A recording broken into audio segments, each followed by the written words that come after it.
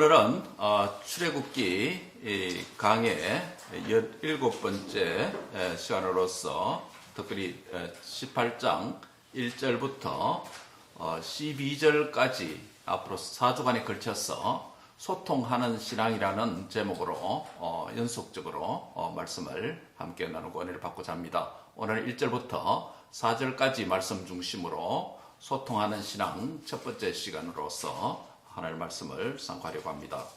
이스라엘 역사 가운데서 출애굽 후 광야 생활 역시 매우 혼란스러운 그런 상황이었다고 할 수 있겠습니다.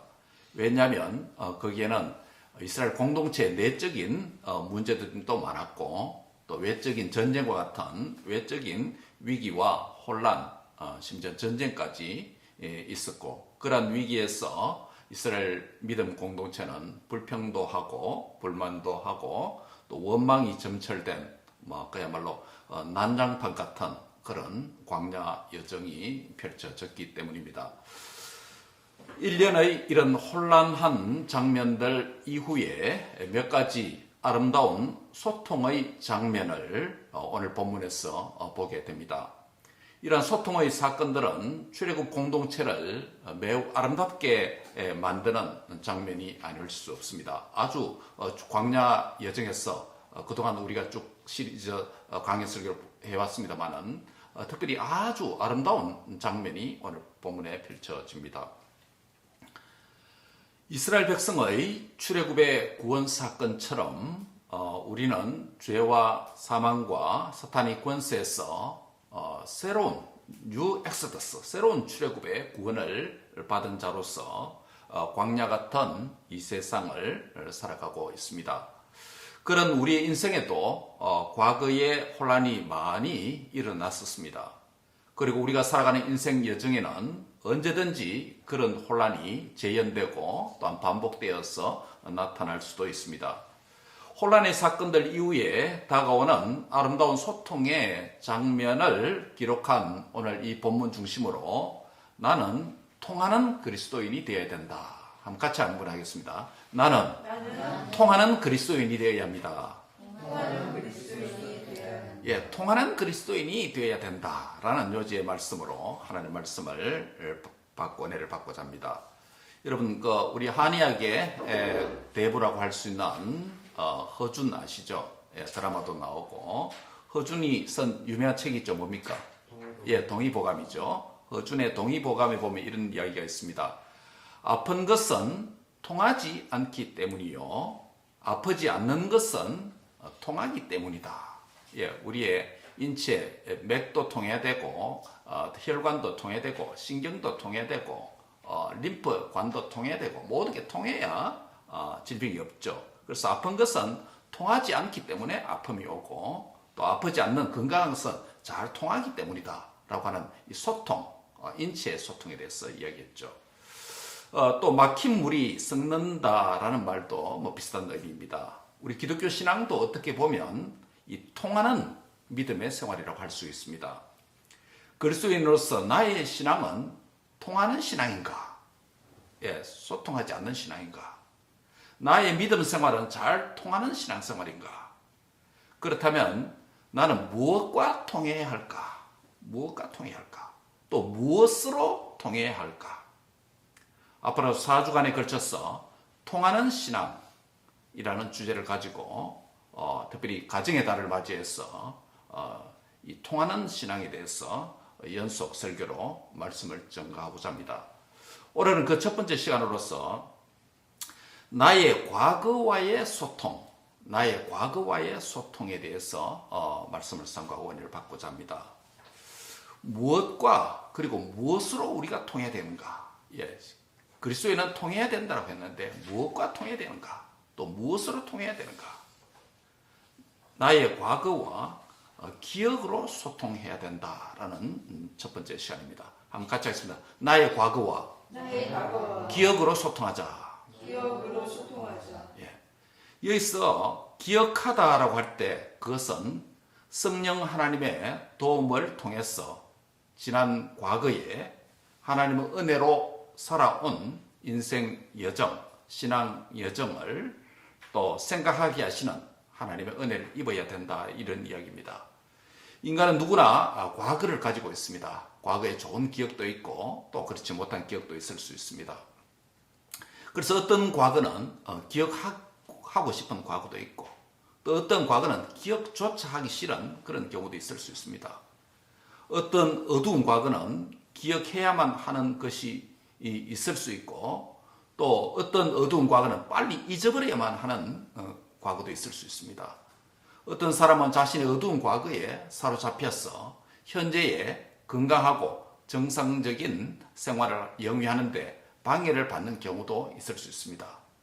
특히 이 각종 사고로 가족이 희생당한 유가족 중에는 사랑하는 가족과 사별한 것에 대한 충격을 견디지 못해서 우울증에 걸리는 사람도 있을 수 있고 심한 경우 극단적인 선택을 하는 경우도 있을 수 있습니다. 물론 어두운 과거를 가진 사람들이 그 과거를 현재에 지혜롭게 잘 대처하는 경우들도 있습니다. 여러분, 세계 3대 참회록을 쓴 유명한 사람들이 있죠. 대표적인 게 뭐냐면 4세기경에 카톨릭과 우리 개신교에서 성자라고 존경을 받는 어거스틴입니다. 어거스틴은 4세기에 참회록이라고 한 글을 씁니다. 또 루소도 참회록을 썼습니다. 또 세계 유명한 문인 가운데 한 사람인 톨스토이도 참회록을 썼습니다.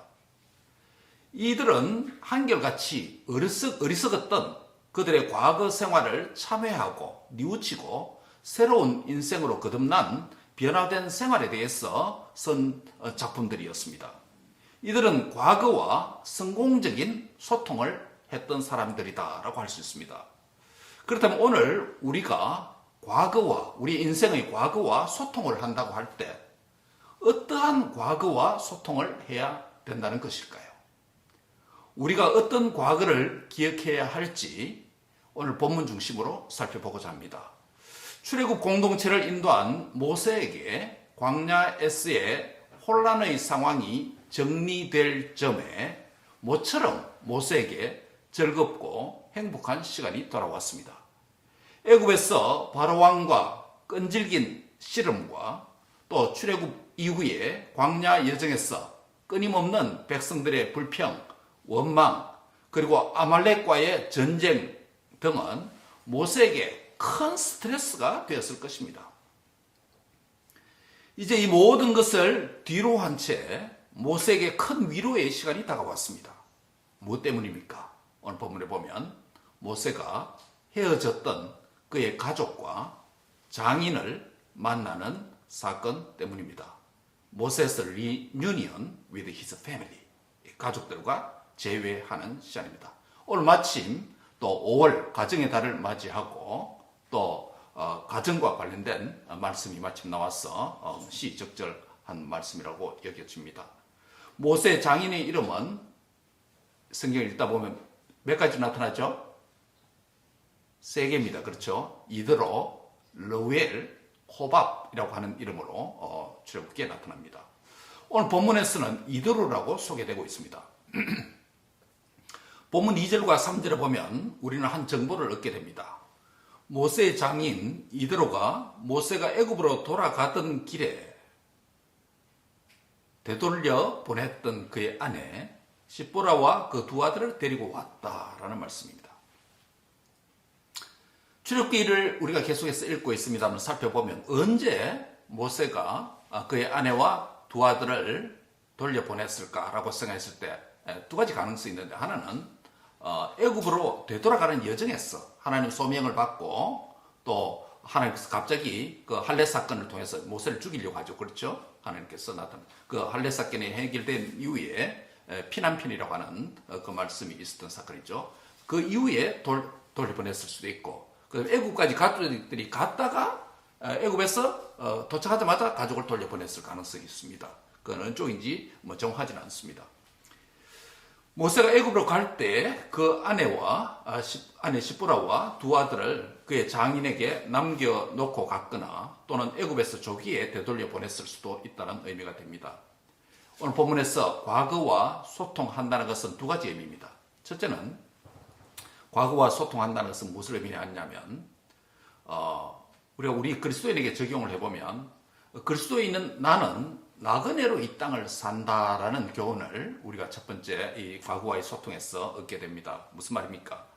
현재 모세와 출애굽 공동체는 하나님의 산이라고 불려지는 시내산 또는 호렙산으로 돌아와서 거기에 진을 치고 있습니다. 텐트를 쳤습니다. 모세의 장인 이드로는 지금 모세와 출애굽 공동체가 장막을 치고 있는 시내산으로 모세의 아내 시보라와 모세의 두 아들인 게르솜과 엘리에셀을 데리고 모세를 방문하고 있습니다. 뭐 아주 반가웠겠죠. 모세도 오랜만에 아내와 두 아들을 만나게 되고 또 가족의 편에 보면 시보라도 남편을 만나는 시간이 되고 두 아들 게르솜과 엘리에셀도 이제 오랜만에 아버지를 뵙는 시간이 되니까 의미 있는 시간이라고 할 수 있습니다. 오랜만에 가족들과 만남과 이 교제는 모세에게 출애굽 광야 여정 힘든 여정에서 큰 위로와 아마 힘이 되었을 것입니다. 시내산에서 하나님을 만나서 소명을 받고 애굽으로 갔다가 다시 시내산으로 돌아와서 가족을 만나니 얼마나 행복했겠습니까? 앞서 말씀드린 대로 모세에게 두 아들이 있습니다. 장남 이름이 뭐죠? 게르솜입니다. 차남은 엘리에셀입니다. 그런데 이 두 아들의 이름이 언급될 때 단순히 이 두 아들의 이름을 소개하는 이런 정도로 말하지 않고 굉장히 의미를 담아서 말하고 있다는 사실입니다. 이는 보면 잘 보세요. 모세가 지난 과거 시절에 경험했던 인생 일기지요. 1세부터 40세까지 애굽의 바로 왕의 왕자로 살았던 로얄 패밀리로 살았던 시절입니다. 그 인생의 과거를 요약하는 방식으로 두 아들의 이름을 설명한다는 것입니다. 본문 3절에 보면 첫째 아들의 이름이 게르솜이라고 했죠. 그런데 이 아들이 어떤 상황에서 태어났습니까? 모세는 애굽 사람을 치고 도주해서 미디안으로 오지 않았습니까? 미디안에서 인생 2기가 시작됩니다. 그렇죠? 그러면 41세부터 한 80세 정도로 우리가 생각하죠. 미디안에서 제사장 이드로의 7 딸들 가운데 하나인 시보라와 결혼을 하게 됩니다. 그래서 모세는 가정이 드디어 생겼습니다. 그리고 모세는 이드로의 장인의 양을 치는 양떼를 치는 그 일을 하였으니 자업도 탄탄했다고 할 수 있습니다. 안정적인 직업이라고 할 수 있습니다. 거기에다 애굽 사람처럼 애굽에서처럼 고생하는 동족들 노예 생활의 모습도 당장 눈에 안 띄니까 동포에 대한 그 의리도 나타낼 수 없는 스트레스도 좀 덜했을 것입니다. 이런 상황에서 모세가 평온과 행복을 누리는 것이 정상이 아닐까 그런 생각을 해봅니다. 그런데 모세에게 그렇지 않은 것 같습니다. 왜냐하면 모세와 시보라 이 부부 사이에 드디어 첫 아들이 태어났는데 그 이름을 모세는 뭐라고 불렀다고요? 게르솜이라고 불렀습니다. 그 뜻이 무엇입니까? 나그네라는 뜻입니다. 내가 이방에서 나그네가 되었다라는 뜻입니다. 즉 이방은 어디를 가리킵니까? 애굽뿐만 아니라 지금 살고 있는 이기 인생이 있는 미디안이죠. 이 아이를 놓고 내가 이방에서 이 미디안에서 나그네가 되었다라는 이름을 정한 것입니다. 이것은 당시 모세의 인생과 모세 내면의 상황을 잘 반영해 주는 이름입니다. 보통 히브리어도 그렇고 히브리인들도 그렇고 우리 한국 사람들도 그렇고 자녀의 이름을 정할 때에 의미를 담아서 정하는 경우가 많습니다. 예, 한자도 그렇고 히브리어도 그렇고 이 표이 문자라고 그러죠. 표이 문자, 의미를 담은 그런 랭귀지이기 때문에 그렇습니다. 뭐 요즘 아이들 이름 정할 때는 부르기 좋고 들리기 좋고 뭐 아주 재밌는 이름도 많기도 합니다만은 그러나 고대 히브리인들과 우리 고대 표이 문자인 한자 문화권에서는 자녀들의 이름을 지을 때 적어도 신앙인 같으면 부모의 소원, 신앙 이것을 담아서 이름을 짓기도 하고 또 불신자 같은 경우도 그 자녀들의 인생 미래와 또 잘 되기를 바라는 부모의 마음을 담아서 나름대로 좋은 이름을 정해줍니다. 그래서 우리가 뭡니까? 이름을 정해주는 사람을 뭐라 합니까? 이름을 장명도 그 하는 이유가 있잖아요.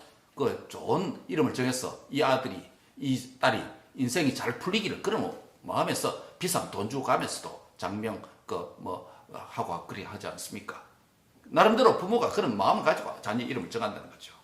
근데 모세의 경우 첫 아들을 놓고 내가 이방에서 나그네가 되었다라고 하는 이 나그네 개념을 이 아이의 이름에 담았는데 그것이 모세 개인의 내면과 지금까지 살아온 모세의 인생을 거기에 자신의 아들의 이름에 장명에 투영해서 이 이름을 정했다는 것이에요.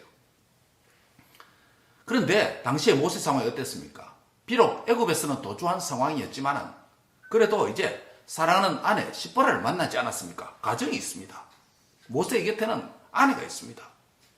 그리고 이 장인 어른의 많은 양떼를 치니까 실업자도 아니에요. 직업도 있습니다. 탄탄한 잡이 있습니다. 목축업이라고 하는 잡이 있습니다. 그럼에도 미디안에서 모세는 자신을 생각할 때 나는 여전히 낯선 나그네이구나.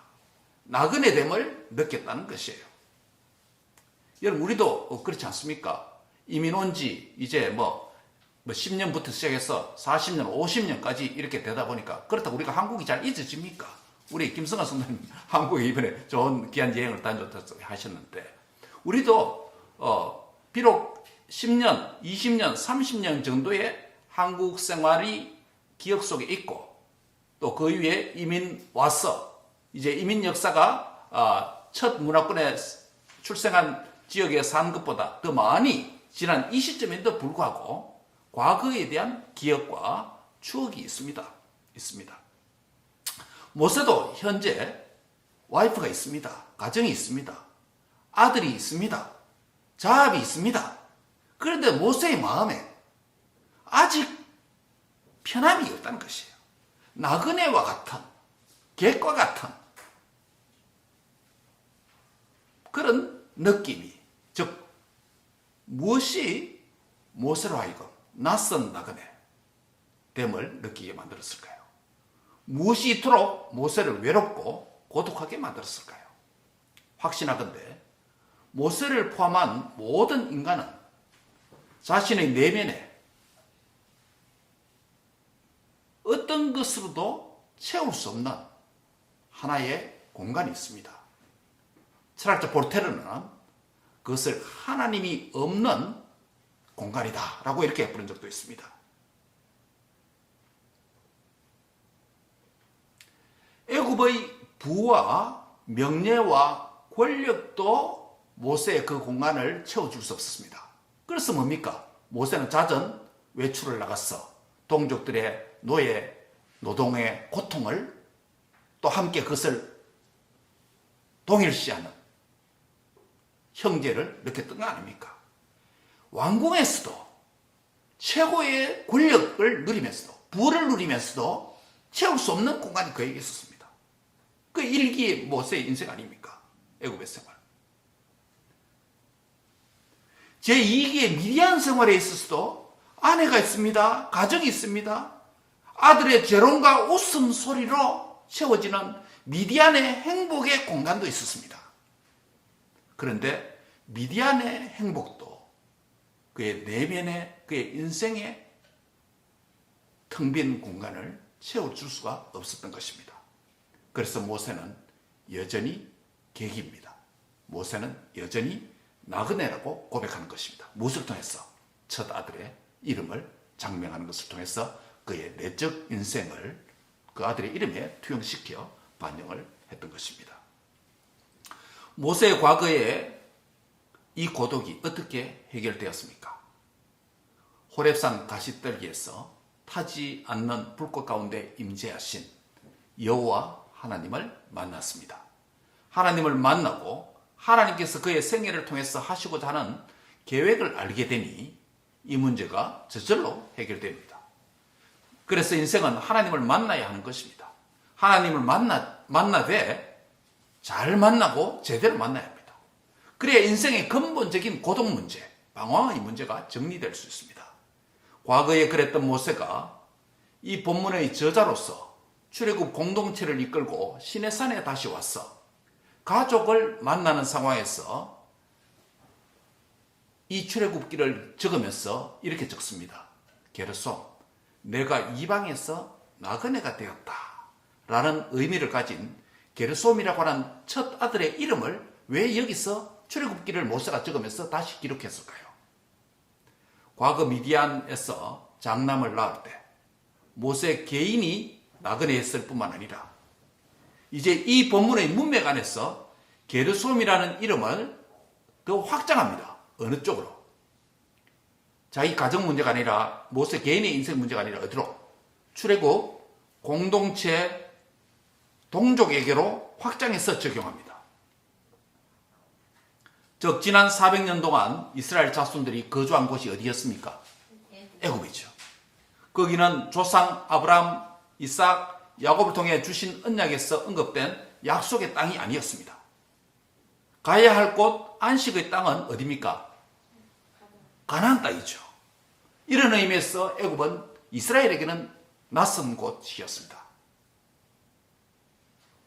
그러므로 과거와의 소통의 첫걸음은 과거를 기억함으로 무엇을 회복해야 되냐면 자신의 나그네 정체성을 회복하는 것입니다. 모세가 느꼈던 나그네 인생, 이스라엘 자손들이 겪었던 나그네 생활, 그리고 오늘 현대 그리스도인인 저와 여러분에게도 적용될 수 있습니다. 우리 그리스도인에게 나그네됨의 의미는 무엇일까요? 그리스도인에게 필요한 나그네 정체성 세 가지가 있습니다. 첫째는 하나님을 만나기 전의 상황인 어떤 상황이었습니까? 하나님과 저와 여러분은 원수된 상황이기 때문에 하나님과 무관한, 하나님과 관련 없는 나그네였습니다. 과거 나그네 개념입니다. 그러한 사람에게 기독교 신앙과 교회가 낯선 곳이 될 수가 있죠. 하나님을 만나기 전에는 기독교 신앙과 교회는 나와 거리가 멉니다. 그런 점에서 나그네입니다. 이들은 하나님 나라와 거리가 먼 곳에 있는 자입니다. 이런 점에서 믿기 전의 주와 복음과 교회와 하나님 나라에 대해서 우리는 나그네였습니다. 우리는 계기였습니다. 우리는 이방인이었습니다. 이 나그네 정체성은 성도에게는 이제 해결된 나그네 개념입니다. 왜? 이제는 믿었기 때문입니다. 이방인에서 주님의 친백성 되었기 때문입니다. 두 번째 나그네 개념이 있습니다. 그리스도인에게.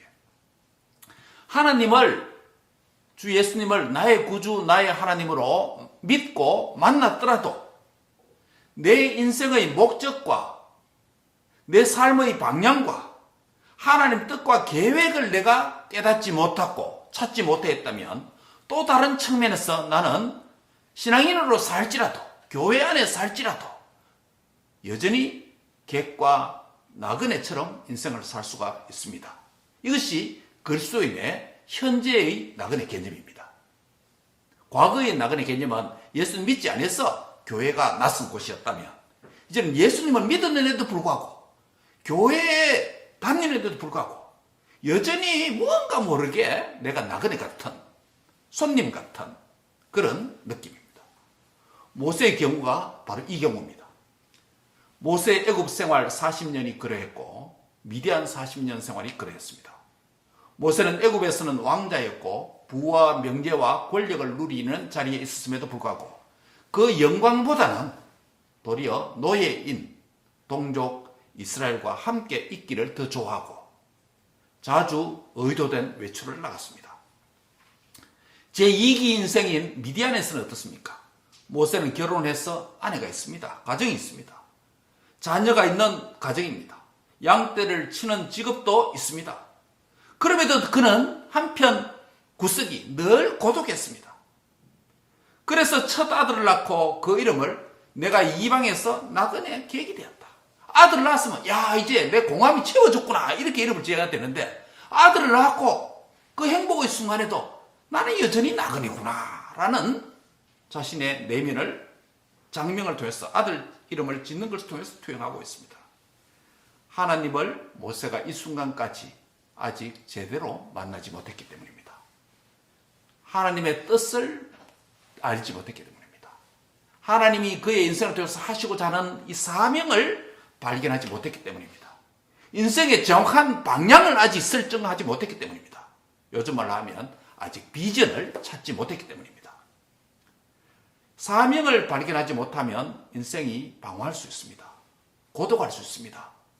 부도 가지고 있고 명예도 가지고 있고 재능도 많은데 그 방향이 설정되지 아니하면 여전히 그 인생은 사는 것 같지만은 뭔가 허전한 고독이 있는 것입니다. 이 나그네 정체성은 현재 그리스도인인 저와 여러분이 해결해야 될 나그네 개념입니다. 마지막 세 번째로 그리스도인의 나그네 개념이 있습니다. 어떤 걸까요? 첫 번째는 뭐라 그랬죠? 하나님 믿기 전에 교회와 신앙, 성경 이게 낯선 거고 이제는 믿었지만 교회 다니고 있지만은 어떤 나그네? 방향성, 사명을 찾지 못하는 나그네고 세 번째는 모든 그리스도인이 계기고 나그네라는 개념입니다. 이거는 미래를 향한 나그네입니다. 즉 우리가 저 천국을 가는 신앙의 여정에서 이 땅은 영주처가 아니기 때문에 여전히 아무리 신앙이 좋고 아무리 사명과 비전이 뚜렷하게 가지고 있다 하더라도 여전히 우리는 여기가 영주처가 아니기 때문에 저 천국을 가는 인생 여정이기 때문에 저와 여러분 뭐다?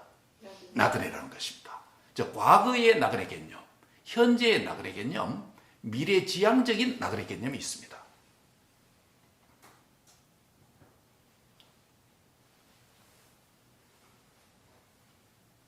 우리는 이 땅이 우리의 영주처가 아니기 때문에 성경은 아무리 신실하게 신앙생활을 하는 그리스도인의 삶조차도 나그네와 같다고 말합니다. 중세 시대 때 수도사들은 성도들을 일컬어서 라틴어로 비아토르라고 불렸습니다. 비아토르 들어보셨죠? 예, 비아토르. 비아토르는 여행자나 나그네, 그 세상을 지나가는 자다라는 이런 뜻입니다. 이 나그네의 정체성은 사는 날 동안에 항상 기억해야 될 비아토르, 나그네입니다. 우리의 코에 호흡이 끝나면 누구나 하나님 앞에 섭니다. 영원한 영주처로 들어갑니다. 남은 여생 우리 자신이 나그네, 행인, 계기다라는 삶의 자세를 놓치지 않기를 바랍니다. 이 말은 인생을 대충 살자라는 말이 아니죠.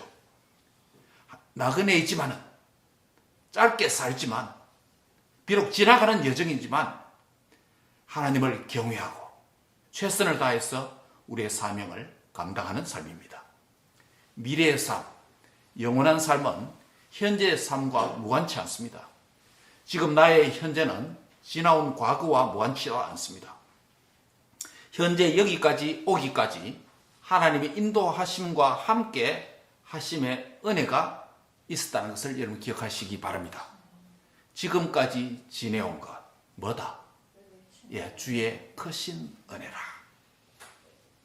주님 다시 배울 날이 어떻게 해요? 날로 다가오고 있습니다. 저는 이번에 어머니 임종에서 장례까지 돌아보면서 삶과 죽음이 이 벽 하나 사이에 둔 그런 과정이다라는 것을 처절히 느꼈습니다. 호스피스 병동에 있다 보니까 옆방에서 울음소리 돌리면 그 이미 죽은 겁니다. 예, 이런 것을 또 같은 방에 있는 분들이 죽어나가는 것을 너무 많이 봤습니다. 한 50여일간 말기 암 환자의 죽음 가는 그 과정을 가장 가까이에서 볼 수 있는 기회가 된 것입니다. 지금까지 지내온 것 주의 크신 은혜입니다. 주님 배울 날 날로 다가오고 있습니다. 남은 여생 예수님 안에서 나그네 세월을 의미 있게 잘 보내는 은혜가 있기를 바랍니다. 이게 게르솜을 통해서 나그네의 개념이 우리에게 과거, 현재, 미래의 관점에서 세 가지가 있는데 첫 번째 나그네 개념은 우리에게는 멀어졌고 두 번째 나그네 개념과 마지막 세 번째 나그네 개념, 오늘 그리스도인이 된 저와 여러분에게 꼭 기억해야 될 게르솜, 이 땅에서 내가 나그네다 라는 사실을 기억하면서 사는 의미 있는 삶이 되기를 바랍니다. 마지막으로 과거와 소통한다는 것은 무엇을 의미한가? 이것은 그리스도인의 측면에서 보면 그리스도인은 하나님의 도움으로 이 땅을 산다라는 점입니다. 모세의 장남 이름이 게르솜이었죠. 이것은 모세의 과거 인생을 반영해 주었고 그 과거에 대한 기억을 통해서 현재의 자기 정체성을 발견한 이름이 되었습니다. 뿐만 아니라 이 모세의 가정뿐만 아니라 모세가 소속된 이스라엘 자손의 과거 나그네 삶을 현실에 반영하는 이름이었죠. 그의 차남의 이름도 마찬가지입니다. 차남 이름 뭐라고요? 엘리에셀. 그 뜻이 뭡니까? 하나님의 도우심. 예. 엘리라고 하는 것은 엘은 하나님의 엘로힘의 축약형이기 때문에 엘 하나님입니다. 이는 나의라는 뜻입니다. 그럼 나의 하나님, 엘리 라마 사박단이 있죠. 엘리는 나의 하나님입니다. 에셀은 도움이다라는 뜻입니다. 그럼 무슨 뜻이냐면 나의 하나님이 도움입니다. 예. 나의 하나님이 구원입니다. 이런 뜻입니다. 엘리에셀이라는 이름을 문자적으로 풀어보면 나의 하나님, 엘리, 그리고 도우심 합쳐지면 나의 하나님이시다. 여호와 하나님은 나의 하나님이시다. 또 그 하나님은 나와 무관한 자가 아니라 나의 도움이다 라는 뜻입니다. 모세 개인에게 엘리에셀은 미디안에서 태어난 둘째 아들의 이름이었죠. 화려했던 지난날의 애굽 궁전의 생활과 부와 권력의 영광을 버리고 동족과 함께 고난받는 삶을 더 큰 영광으로 여긴 모세가 미디안으로 혈혈단신으로 바로왕의 살인 위협을 피해서 도주해 왔습니다. 미디안에서 이제 십보라를 만나서 결혼을 했습니다. 이제 첫째 아들 게르솜에 이어서 시간이 지나서 둘째 아들 낳았습니다. 이름을 지으면서 모세는 많은 생각을 했을 것입니다. 애굽으로부터 미디안으로 안전하게 온 것도 하나님의 뭐다? 도움이다. 미디안에서 십보라를 만나서 가정을 이루어서 안정적인 삶을 산 것도 뭐다? 하나님의 도우심이다. 첫째 아들 게르솜의 이름처럼 나그네로 사는 삶일지라도 여기까지 하나님께서 나를 도우셔서 나그네 삶을 산다 할지라도 계기되고 낯선 곳에 산다 할지라도 여기까지 살아온 것이 하나님의 도움이구나. 이것을 모세는 고백하는 그의 내적 고백을 둘째 아들 이름에 투영해서 그렇게 지었습니다. 즉 둘째 아들 이름도 모세의 개인의 신앙과 인생을 하나님의 도움이다라고 하는 그 아들의 이름에 투영해서 지었습니다. 그런데 둘째 아들 엘리에셀의 이 아들을 낳아서 이름을 짓기까지 하나님이 모세에게 도움이셨던 그 사실에서 오늘 본문은 개인적인 배경으로만 제한시키지 않습니다. 오늘 본문 4절에 보시기 바랍니다. 출애굽하여서 시내산에서 진을 치고 장인 이드로와 모세의 가족을 다시 대면한 자리에서 엘리에셀이라고 하는 둘째 아들의 이름이 언급되는 데 주목합니다. 여기서 어떤 방식으로 모세의 차남인 엘리에셀이 다시 언급됩니까? 4절에 뭐라고 말합니까? 엘리에셀이라 이는 내 아버지의 하나님이 나를 도우사 어디에서? 바로의 칼에서 구원하셨다라는 것이에요. 단순히 개인의 과거를 간증하는 차원에 머물지 않습니다. 바로의 칼에서 하나님이 도우셔서 이스라엘 백성을 구원했다라고 하는 의미를 담고 있습니다. 하나는 과거 애굽에서 인생 일기를 마치고 미디안으로 도주할 때 하나님 도우셔서 미디안까지 안전하게 도주했습니다라는 의미도 되고, 또 다른 하나는 나뿐만 아니라 지금까지 400년 동안에 이스라엘 자손들이 노예 생활을 하다가 출애굽할 때에 바로 왕의 칼, 특별히 홍해 앞에서 애굽의 군대가 다가오고 앞에 홍해 칼을 친 이런 과정에서 하나님께서 바로의 칼을 피해서 안전하게 구원받았어. 하나님의 도움으로 홍해를 지나고 광야의 여정으로 들을 수 있고, 지금 시내산 앞에까지 도착한 것은 전적으로 모세의 탁월한 리더십의 결과가 아니고 모세의 전략이 아니고 누구의 도움이다? 하나님의 도움이다 라고 결과를 고백하는 것입니다. 그 도움이 있었기 때문에 모세는 바로 왕에게 담대히 갈 수 있었던 것이고, 하나님의 도우심으로 애굽의 10가지 재앙을 내려서 바로 왕의 항복을 받아내었고, 하나님의 도우심으로 뒤따라오던 애굽 군대를 홍해 바다에 수장시킬 수 있었던 것입니다. 되돌아보니까 하나님의 은혜였고 하나님의 도우심이었고 전적인 하나님의 인도와 구원이었구나 라고 그 가족의 제외하는 리유니언, 제외하는 그 장면을 모세가 기록하면서 두 아들의 이름을 모세 개인적 신앙의 패밀리의 경험에만 머물지 않고 그것을 이스라엘 자손을 위한 이름으로 투영하고 있다는 사실입니다. 요약하면 모세의 두 아들 이름 게르솜, 엘리에셀은 과거에 모세가 미디안에서 결혼해서 아들을 낳는 시점까지 과거에 경험했던 모세의 고백이었습니다. 이름을 정할 때는. 그러나 게르솜은 모세에게 나그네라고 하는 자신의 자아관, 자신의 정체성, 자신의 인간관에 대한 표현이 게르솜이라고 한다면, 엘리에셀이라고 하는 이름은 하나님이 나의 도움이다. 이것은 하나님에 대한 모세의 신관 내지는 구원관에 대한 표현이라고 할 수 있습니다. 모세 자신의 자아관 내지 인간관에 대한 게르솜이라고 하는 이름이 출애굽 후 시내산에서 지금 다시 언급된다는 것은 이스라엘 자손들에게까지 이 의미가 적용되고 확장된다는 것입니다. 모세 자신의 신관 내지는 구원론에 대한 이름인 엘리에셀이라는 두 번째 아들의 이름이 출애굽 후에 시내산에서 다시 언급된다는 것은 이스라엘 자손들에게까지 확장된다는 의미를 줍니다. 그러므로 게르솜과 엘리에셀은 이 두 이름은 이스라엘 자손의 과거의 삶을 대변해 준다고 할 수 있습니다.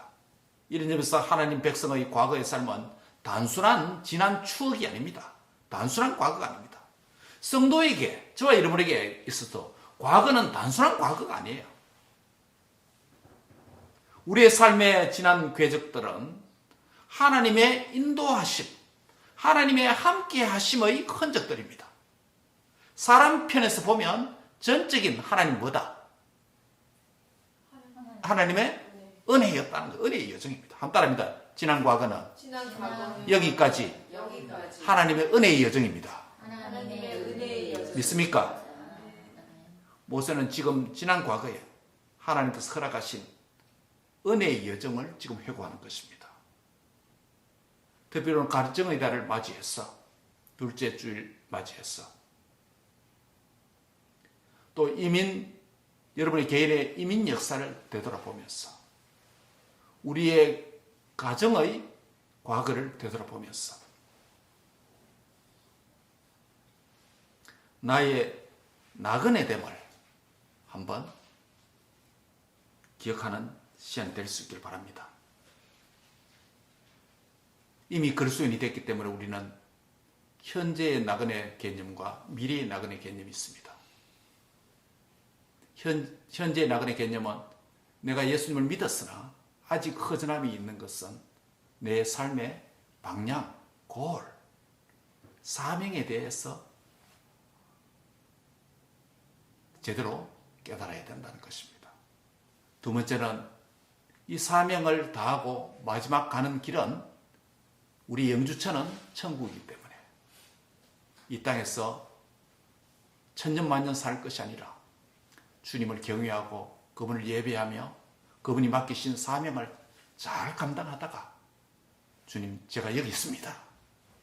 그때 착하고 충성된 자가 내가 맡긴 것 네가 잘했구나 칭찬받는 그런 의미 있는 나그네 세월을 잘 보내는 저와 여러분 될 수 있기를 바랍니다.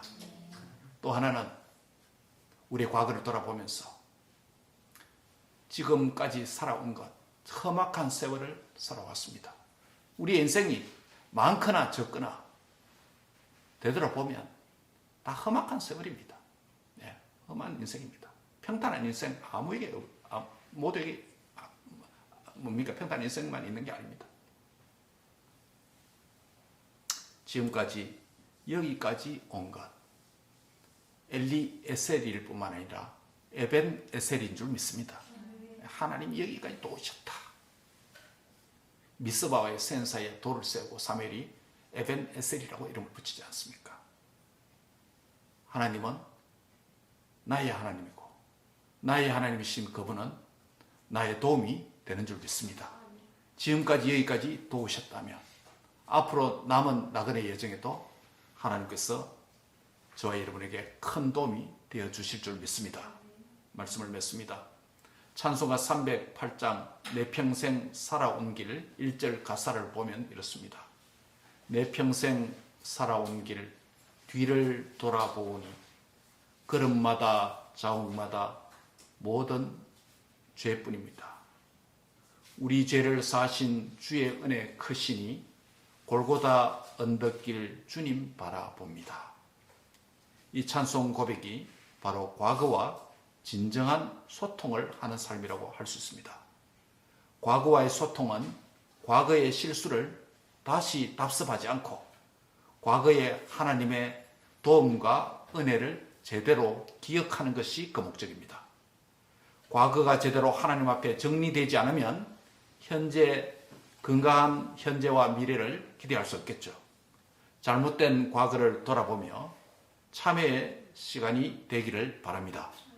여기까지 인도하신 은혜의 여정을 돌아보며 내가 나된 것은 하나님의 은혜요 라고 고백하는 시간이 되기를 바랍니다. 게르솜 나의 나그네 정체성입니다. 하나님을 제대로 만남으로 낯설고 구경꾼 같은 교회 생활과 삶을 청산하시기 바랍니다. 하나님을 만났습니까?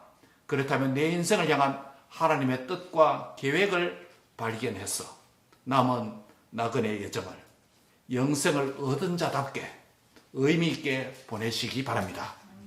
영원한 천국의 삶을 소망하고 믿음으로 이 땅에서 사명과 성도의 삶에 최선을 다하는 나그네 삶이 되시기를 주의 이름으로 축복합니다. 두 번째 아들 엘리에셀, 하나님의 도움에 대한 우리의 신앙 고백입니다.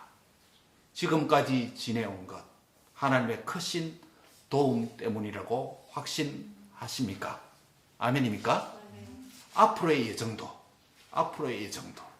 얼마나 길지 알지 못하나 나의 인생, 나의 남은 여정 하나님의 은혜로 가능하다라고 믿고 의지하는 믿음으로 승리하시기를 바랍니다.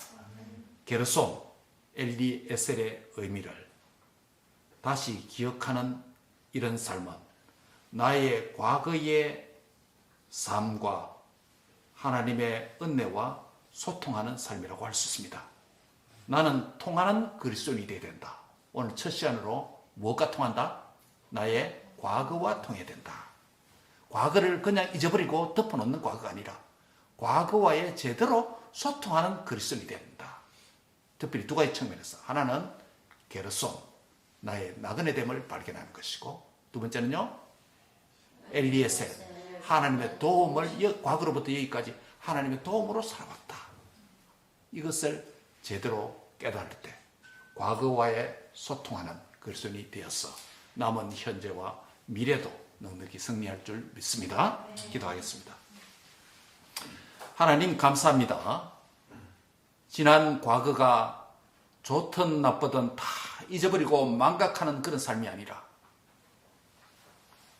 나의 나그네됨을 깨닫게 해주는 과거라는 사실을 오늘 성령님을 통해서 말씀을 통해서 깨닫게 하여 주옵소서. 우리는 전에는 하나님을 알지 못하는 나그네에서 하나님과 은혜 밖의 이방인으로 살아왔습니다. 그러나 이 나그네 삶을 이제 청산하고 주님을 믿는 자녀로서 하나님의 친백성이 되고 교회의 지체가 되게 해주신 것 감사합니다. 그러나 그럼에도 불구하고 아직 사명을 깨닫지 못해서 여전히 고독하고 나그네 같은 삶이 있습니까? 사명을 발견하게 하여 주옵소서. 인생의 방향을 발견하게 하여 주시옵소서. 주님께서 우리의 나침판이 되어 주시옵소서. 그리고 이 땅의 영주처가 아니기 때문에 저 천성을 향하여서 나그네로 살아가는 복된 삶이 되도록 인도해 주시옵소서. 또한 지난 세월을 돌아볼 때 인생의 고비고비마다 위기도 많았습니다. 어려움도 많았습니다. 눈물도 많았습니다. 한숨과 탄식도 많았습니다. 그러나 되돌아보면 이 모든 것이 하나님의 경륜이요, 뜻이요, 은혜요, 섭리였음을 고백합니다. 하나님의 도움이 있었기에 여기까지 왔습니다. 하나님이 도우심이 함께하였기에 오늘 내가 여기에 있습니다. 남은 세월도 이 하나님의 도움 제대로 받기를 원합니다. 이 하나님의 도움이 나의 힘이 되기를 원합니다. 그런 인생 살도록, 그런 소통 있는 과거가 되도록 축복해 주옵소서. 감사하고 예수님의 이름으로 기도합니다. 아멘.